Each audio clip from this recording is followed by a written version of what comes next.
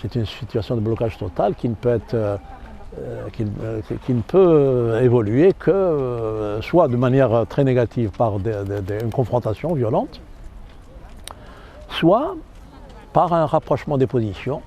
Et là, l'armée est devant une responsabilité historique. Et toi, le médecin que tu es, qui est au chevet du patient en Algérie, poserait quoi comme diagnostic? Parce qu'il y a une situation économique qu'on évoque. Ah oui, mais bien sûr. Si tu te rappelles, j'ai à chaque fois évoqué la situation économique. La situation économique est très très alarmante, très précaire. Et donc, quand ça va s'ajouter à toutes les questions de la politique, parce qu'il y a des entreprises qui ne travaillent plus, etc., je ne suis pas très très optimiste. J'ai même prononcé le mot de désespérant. On a l'impression que depuis 6 mois, le paysage algérien, le paysage politique entre autres algérien, est complètement bouleversé. Des noms qu'on entendait, qu'on évoquait au début, des Haddad, Bouteflika ou Yahya, sont sortis du vocabulaire courant pour être remplacés par d'autres noms. On peut passer comme ça, l'Algérien est frappé d'une espèce d'amnésie. On a déjà tourné la page de l'ère Bouteflika. Non, on n'a pas tourné la page. Ce que tu dis là est quelque chose d'incroyable. Ce qu'on peut mettre au crédit de l'autorité militaire et de Gaïd Salah en particulier, c'est qu'il y a eu un travail colossal qui a été fait, un travail faramineux. C'est de nettoyer la maison Algérie de tous ces prédateurs et j'espère que ça va continuer. C'est pas juste un nettoyage de surface. Ah non, mais j'espère que ça va continuer. Ça peut rester comme un nettoyage de surface si on ne va pas vers un changement fondamental du système politique. C'est-à-dire, je répète encore, pour moi, c'est une transition politique, démocratique, extra hors du système et même historique au sens de cycle historique. Et ça, l'armée, et notamment le général Gaïd Salah, il a une responsabilité historique.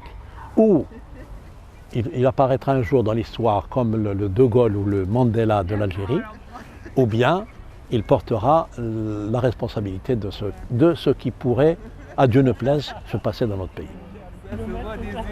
Les personnes qui ont participé au congrès de la Soumam, qui ont structuré le congrès de la Soumam, verraient comment ce moment historique? Justement, on m'a souvent posé la question, notamment parce que maintenant les revendications, j'allais dire, se resserrent autour de celles de la Soumam, c'est-à-dire la revendication d'un État civil et la redéfinition du rôle de l'armée dans la société, à savoir que l'armée doit jouer son rôle strictement constitutionnel et que celui-ci. Donc là, la Soumam est effectivement revenue au devant de la scène et c'est une véritable revanche pour Ben Mahdi et Abbad. Qu'on le veuille ou non, la Soumam est porteuse d'un programme qui pourrait éventuellement remettre le pays sur les rails, à savoir la citoyenneté.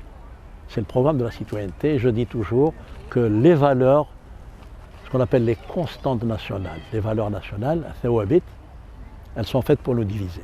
Au point où, quand on se promène un peu dans les réseaux sociaux, il y a une haine viscérale entre les Algériens. Je sais qu'il y a probablement ce qu'on appelle les mouches électroniques, qui essaient d'allumer, de dresser les uns contre les autres. Et ça, les gens doivent faire très très attention. Très attention. Mais il est certain aussi qu'il y a beaucoup d'hostilité des Algériens vis-à-vis des autres. Et ça, c'est très très important. La seule valeur qui pourrait nous unir, c'est la valeur de la citoyenneté. C'est-à-dire quand un Algérien d'Oran, un Algérien de Tébessa, un Algérien de Tizi Ouzou, il dit « je suis citoyen algérien », c'est la vision politique minimale commune. Ça a le même sens, c'est la même définition. C'est la citoyenneté. Se définir comme musulman, comme amazigh, comme arabe, c'est au contraire des valeurs de division. Il faut qu'on évacue complètement ce type de discours. Ceci dit, sans dénigrer, parce que nous les portons. Chacun porte sa valeur en soi-même. Et que soient respectées toutes les identités, toutes les sensibilités, etc. Mais la citoyenneté avant tout. la notion d'ingérence des pays étrangers que beaucoup d'Algériens, de citoyens algériens ont pris comme une espèce de leitmotiv. Il y a vraiment une menace, il y a vraiment une problématique de l'ingérence. On sait bien qu'on ne va pas le résumer en une minute. Mais... Bien sûr, d'abord l'Algérie est un pays hautement stratégique par ses richesses énergétiques, par le marché intérieur, par sa situation géographique et aussi du fait qu'il y a des menaces à toutes ses frontières. Donc, et puis l'Algérie a toujours eu une politique, surtout une politique étrangère qui a toujours dérangé. Et très souvent on a envie de lui rabattre le caquet. Donc effectivement l'ingérence est possible. Et puis ce qu'il ne faut pas oublier, c'est qu'il y a quand même des pays qui ont intérêt à déstabiliser l'Algérie. C'est pour ça qu'il faut aller très vite régler nos problèmes et resserrer les rangs et régler nos problèmes. Et ça, c'est la responsabilité de ceux qui détiennent le pouvoir actuellement. L'armée doit tout faire pour aller vers son peuple. Et je répète encore, l'armée ne peut rien faire sans le peuple.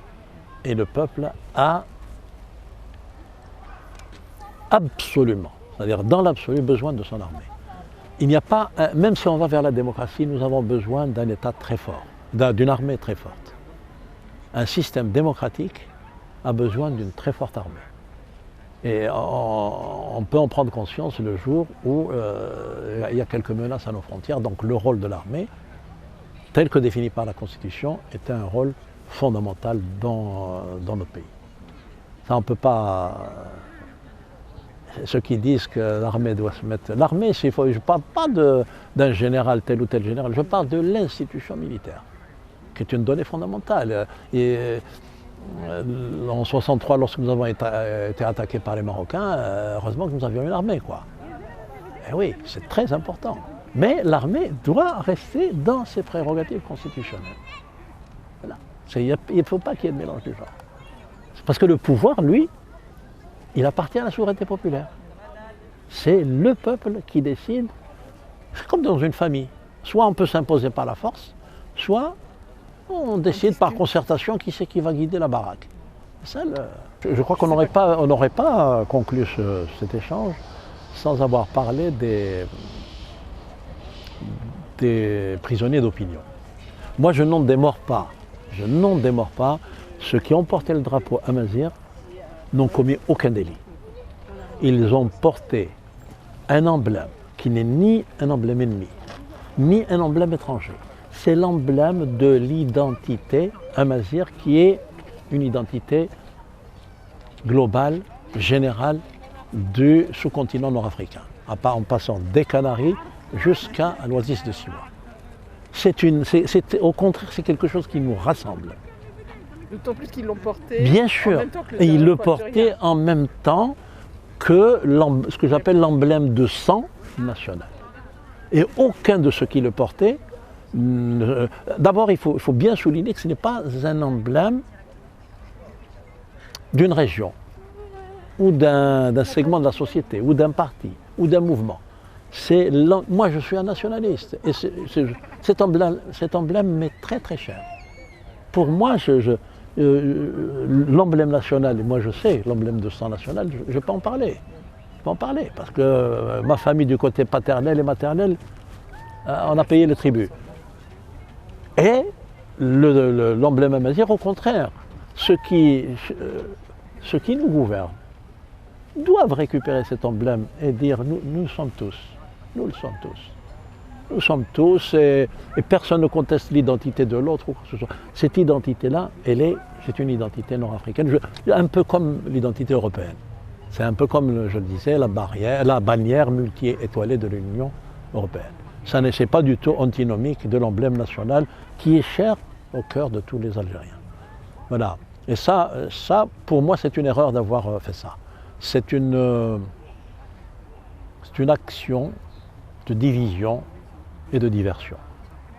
Celui qui a suggéré ça à l'autorité, je ne sais pas si c'est l'autorité militaire qui a pris la décision, en tout cas celui qui a suggéré ça ne rend pas service au pays. C'est quelqu'un au contraire qui veut le diviser. Voilà. Et donc ça, on devrait en prendre conscience le plus rapidement possible. Et la première des mesures, si on veut véritablement aller vers un début de dénouement de la crise, c'est de relâcher ces jeunes gens et de relâcher également le commandant Bourga, parce que j'en ai connu des nationalistes qui aiment leur pays, mais il n'y en a pas beaucoup comme commandant Bourga. Voilà. Donc ça c'est quand même le préalable indispensable si on veut aller vers un début de dénouement de la crise. Donc vous voyez, moi j'ai tenu des propos très pragmatiques. C'est des propos très concrets, je ne fais pas dans la théorie, parce que la théorie, on ne s'en sortira pas. C'est de donner des solutions pragmatiques pour sortir le pays de la crise. Sans haine pour qui que ce soit, sans forfanterie, et surtout avec le seul intérêt, la seule préoccupation, la seule motivation qui est de sauver notre pays d'une autre tragédie telle que celle que nous avons connue au cours de la décennie noire. Voilà. Et jouer la carte du temps n'est pas forcément favorable. Et non, mais parce que jouer la carte du temps, c'est courir le risque d'une récession économique irréparable, quoi. Et après, aucune démocratie n'est possible dans une situation économique catastrophique. Après, c'est la violence, c'est la dictature, c'est le... Ouais, on ne peut pas. Si on veut faire... D'ailleurs, la démocratie aurait dû être faite à l'époque de Bouteflika, s'il avait le souci de l'avenir de son pays. Or, c'était sa petite personne qui le travaillait, surtout qui l'intéressait. Voilà. Et il a mené le pays dans une situation absolument catastrophique, au bord du précipice. Et, voilà.